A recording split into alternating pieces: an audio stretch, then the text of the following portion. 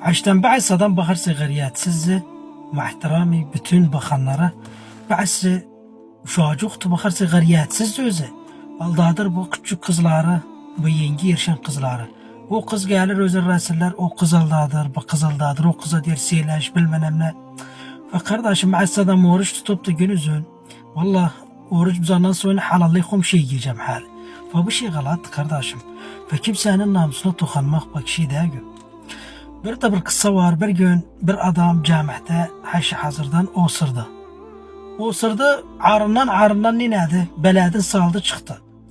Bir fetre sonra geçti takriben yıllar sonra geldi beledine bir döndü. Dediler beledin adı gayırlanıp sordu dedi ne koydular beledin adını? Dedi koydular özün osurgan köyü haştan. Yani bu izleyişimiz var kıssayı. Ve bazı kere dara namus zahmet şeydi. Adamın namusu gidenden sonra beledin sassakı bir şey olmaz. Heble kalır o namusu giden adam.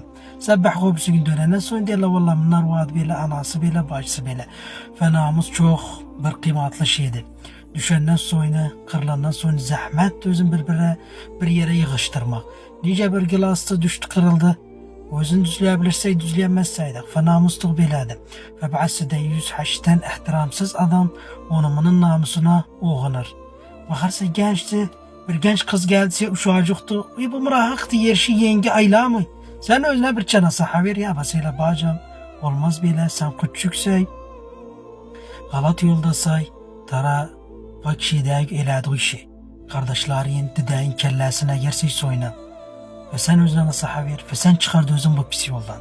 Yok sen özüne igit verse dese gel silaj bilemce, gel beliyle bilemce, gel.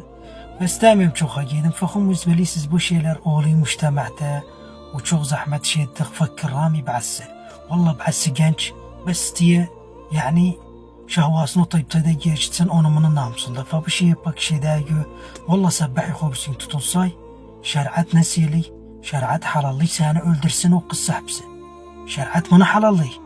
Yani şeriata geliyse aşiretiyen nandık gelse aşairiyen o şeriatten geliyse kimin namusunda tutulsay ya öldürürseni ya alırsa yüzün. Ve orada sen almazsaydı gözün derse valla bunun namusu gitti alamın dilinde kalırsay. Ve şeriat halalli seni öldürmeye.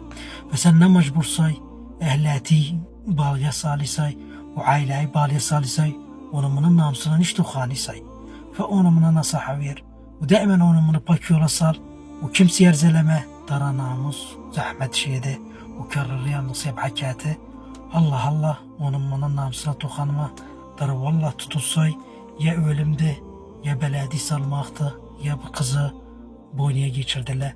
Ve sen mecbur da gütsey aileyi ve zürühü damarıysay bir şeyden ötürü.